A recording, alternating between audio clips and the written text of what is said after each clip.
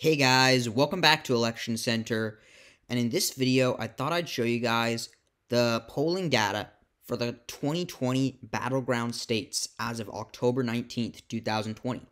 And so yeah, we're talking about the 2020 United States presidential election, Republican incumbent President Donald Trump versus Democratic challenger, former Vice President Joe Biden. So I'm going to show you guys this map here. And what you see here in gray, or toss-up, is basically the states that are sort of being thought of as the battleground states for 2020. Now, there are some other competitive states here that just aren't, I don't feel like are being talked about as battlegrounds as much as these states. These are the states that to me seem like are more being thought of as real battleground states. And so I have these states open. The rest of these states, no one's really thinking they have a chance to vote for the other party. These states that I have filled in here, some of these are actually competitive, but the rest of these states here are the ones that are really being sort of thought of as contested. Maybe Maine statewide, not so much, but yeah, Virginia, Colorado. No one's really talking about these as battleground states. I wonder who's going to win here.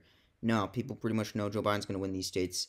And then, on Donald Trump's end, Indiana or Missouri or Montana, no one's really talking about those states going to Joe Biden.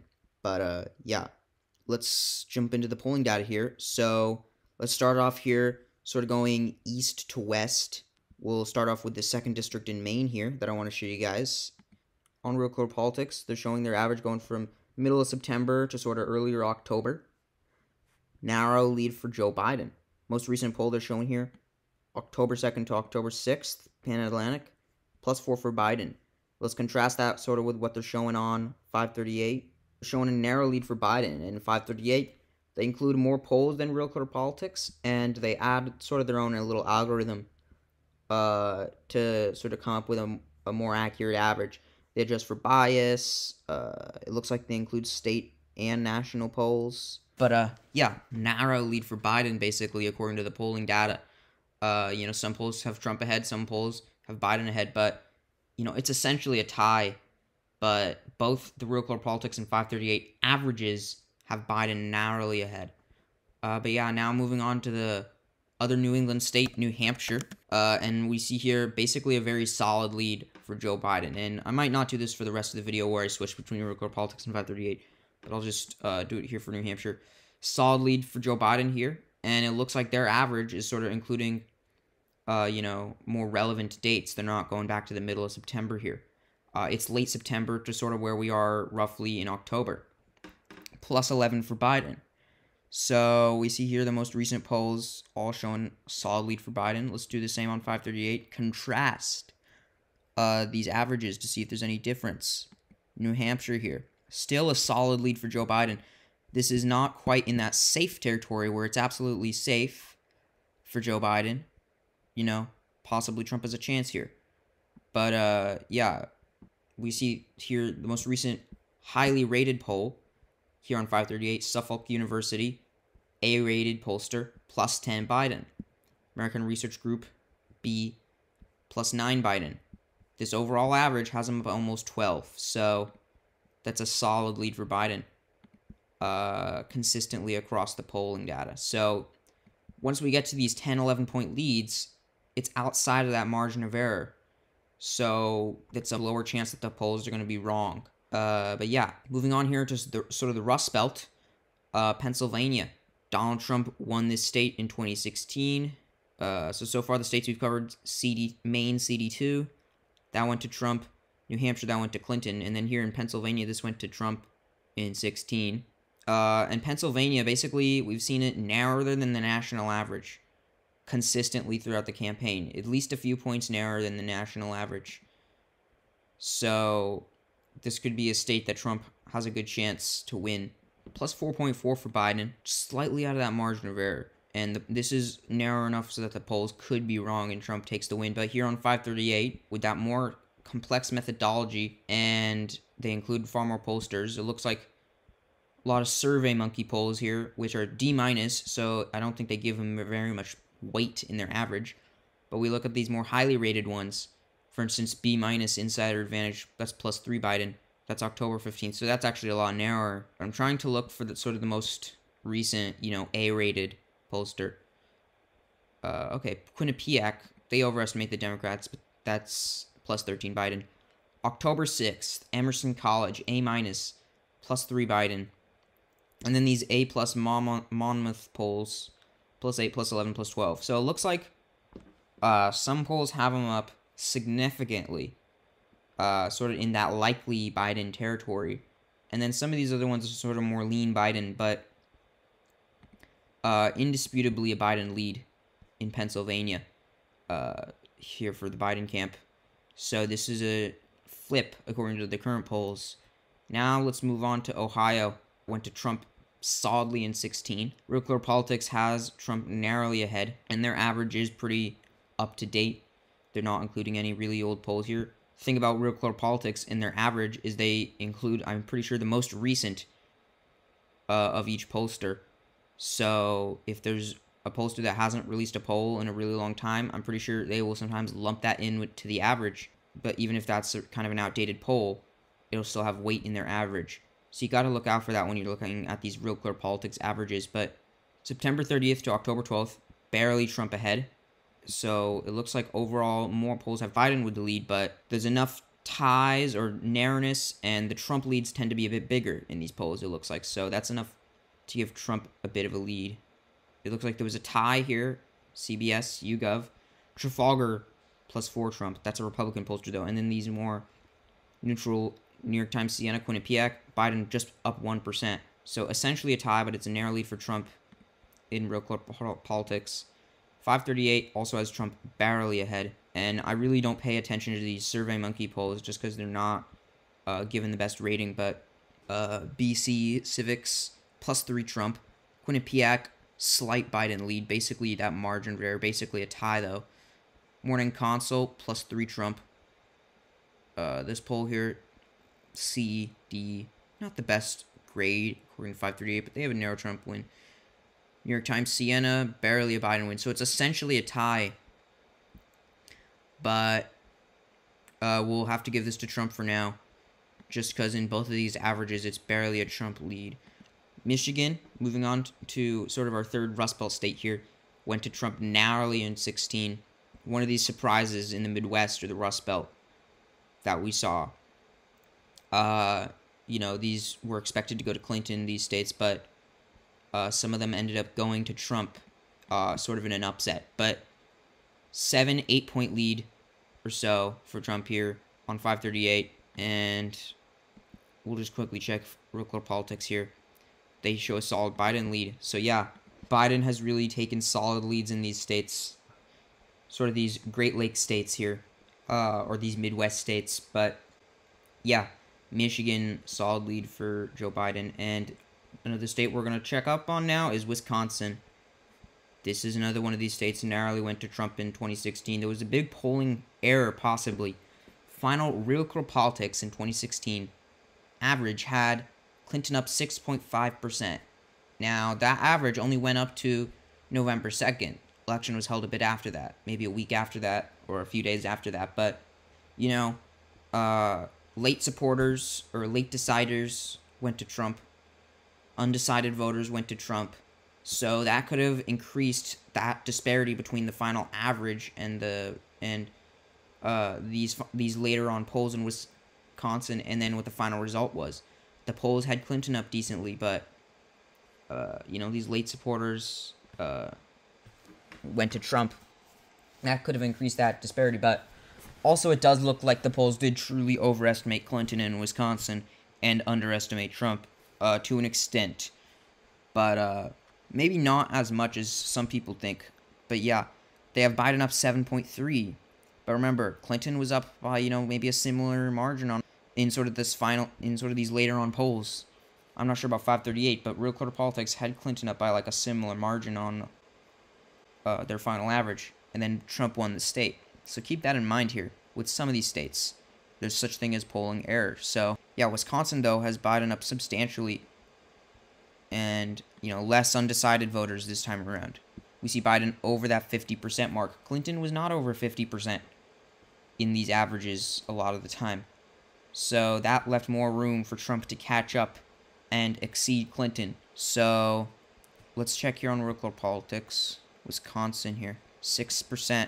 So from now on, I think I'm just going to be looking at the 538 average just to save some time here. But yeah, Wisconsin is in the Biden camp so far. And now let's go to Minnesota. 9.1 for Biden. So, Republicans hoping to win this state because it's sort of trending to the right, it seems. But it looks like Biden has sort of managed to stop that trend for now. A lot of voters who switched from Obama to Trump in 16, Obama-Trump voters. I think there were a lot of those voters in the Midwest, I'm pretty sure. So I think some of them are coming back home to the Democrats and choosing Biden this time around. Minnesota, it looks like Biden has a substantial lead of 9%, so we're going to give Minnesota to Biden. And Iowa, let's look at the polling average here in Iowa. Trump won by 9 points in 2016. It's basically tied. So let's just look here. That's sort of the most recent polls that are highly rated. Quinnipiac, that Democratic bias, I think slightly, +5 Biden. These polls have Trump up, so this average is basically tied. But I actually have seen the Real Clear Politics average for this. They actually give Biden a point or so advantage. It's essentially a tie, really, according to the polling data, but maybe ever so slightly when you aggregate these polls, it turns into a tiny Biden lead. So we'll give him the state of Iowa. But yeah, now let's go to North Carolina here in the South. And it's basically been a few points for Biden throughout this campaign. At points has been basically a point advantage for him. But yeah, every poll essentially, of course there are a lot of Survey Monkey polls here, which, I don't really pay attention to. But, these more highly rated polls, A- Emerson College, even A+ New York Times, Siena +4 Biden. Then we have some good polls here. Monmouth University, A+, they give Biden a narrow edge. Survey USA, +5 for Biden. Ipsos, basically a tie here.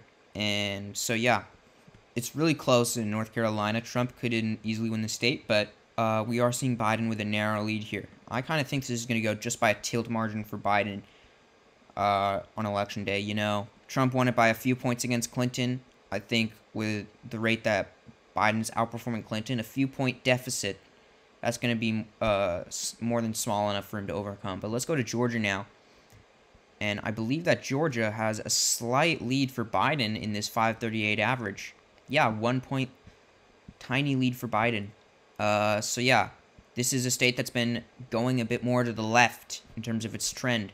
Going more to the left. So, traditionally more Republican, but in 2016, Trump won the state by 5.1% or so against Hillary Clinton. It was like basically 5 points. And that is only a few points to the right of how the country voted. So, that was really not even very big, a very big margin. Considering Clinton wasn't even a strong candidate. And Biden doing a lot better than Clinton. Far better favorability ratings than Clinton. Unfavorable circumstances for the incumbent Trump. It is, actually makes sense why Biden would have a small advantage in the state of Georgia. I kind of think this state could go to Biden. A lot of people don't think it's quite there yet where it's going to vote Democratic. I kind of disagree, though. Maybe if the circumstances were more favorable to the Republicans this election, where there wasn't a pandemic, where the economy hadn't crashed, then I think this would maybe stay Republican. But the current way the election is shaping up, I could see this definitely going Democratic. And these aggregates, I'm pretty sure on Real Clear Politics as well, have a narrow lead for Biden. Let's look at some of these highly rated pollsters. Survey USA, narrow lead for Biden. So yeah, giving that to Biden on our map. Let's check out Florida. This is a state that's a lot closer than the national average compared to, some other battleground states. Just a less than 4 point lead for Biden. But a 4 point lead is a 4 point lead. So yeah, we see Trump consistently doing pretty well here compared to how he's doing in some other battleground states. But yeah, it's still, that 10 or 11 point lead for Biden nationally that is hard for Trump to overcome, and he's still narrowly losing the state of Florida, according to the polls right now. Now moving on here to Texas, another southern state, trending to the left, and that's a narrow Trump margin. You know, Georgia went to Trump by 5 points in 16, Texas going for him by 9 points. So, more Republican, possibly, than Georgia. And it's going to be harder for Biden to win Texas than it's going to be for him to win Georgia, I think. So, yeah. We're basically seeing a narrow advantage for Trump in Texas. And this is going to be really crucial for Trump to hold on to Texas if he wants to have any chance at re-election, in my opinion. But this state that I think is probably just going to go to Trump.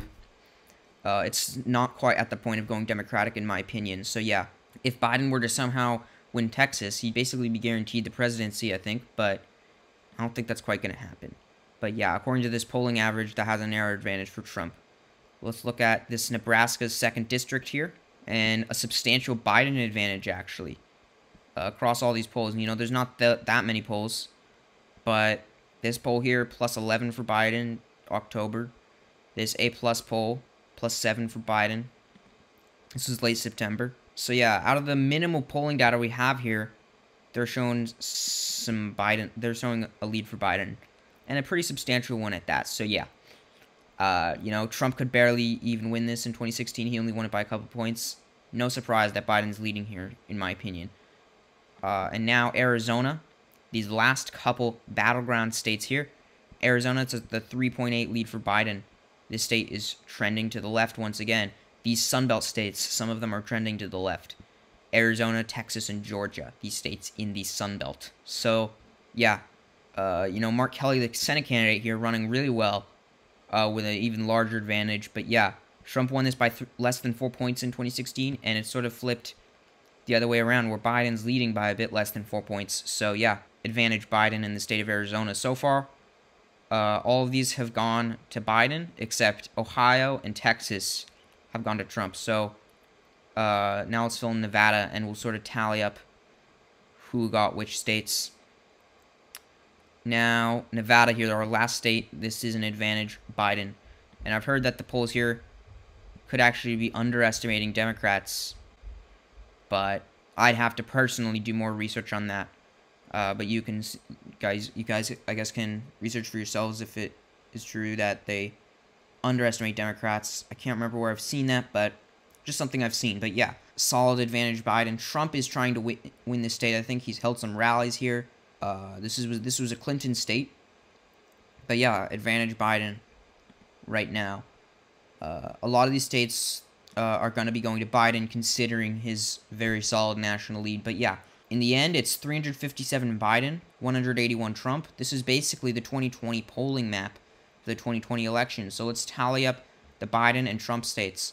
So Biden, out of these states that we sort of tend to think of as battleground states, Nevada, Arizona, Georgia, Florida. So we're at 4 states right now. North Carolina, Iowa, Minnesota, Wisconsin, Michigan 9, Pennsylvania 10, New Hampshire 11, and then he got these districts here, CD2 in Nebraska, CD2 in Maine. So yeah, and then what Trump got was Texas and Ohio.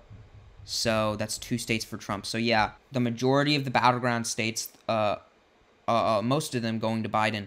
Trump able to hold on to Texas and Ohio though. But so yeah, that's a wrap on this video. So I hope you guys enjoyed this video and thought it was interesting. And, you know, definitely let me know your thoughts in the comments. I'll definitely reply to all your comments about what you think about these polling averages and sort of how you think the race could go. And, you know, maybe what you think about the accuracy of these polling averages. And just sort of your general thoughts on the 2020 election polls in these battleground states. But yeah, you know, if you like the type of content I make here on this channel about polls, electoral maps, election analysis, all things elections, definitely subscribe to my YouTube channel because my videos are going to be right up your alley. But yeah, you know, I say it one last time. Hope you guys enjoyed this video, thought it was interesting, and I'll see you in the next Election Center video. Bye, guys.